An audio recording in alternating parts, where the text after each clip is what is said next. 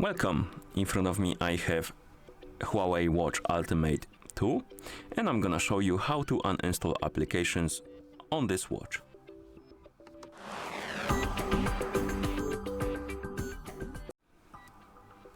So if you want to remove the applications from your watch, you can basically wake up the screen on it by pressing the crown button, then press the crown button again to open the menu, and here we have the list of icons.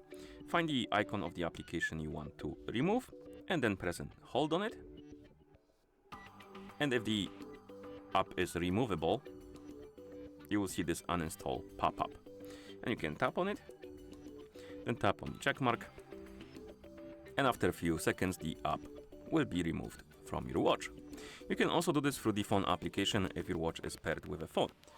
So we can bring the phone, zoom out the camera so you can see the whole screen, and on the phone you can open the HUAWEI Health, then tap on devices, and here you can tap on Watch Ultimate 2, scroll down, find the app gallery, tap on it, and here you can tap on Manager, Installation Manager, and you will see the list of applications right here, installed applications.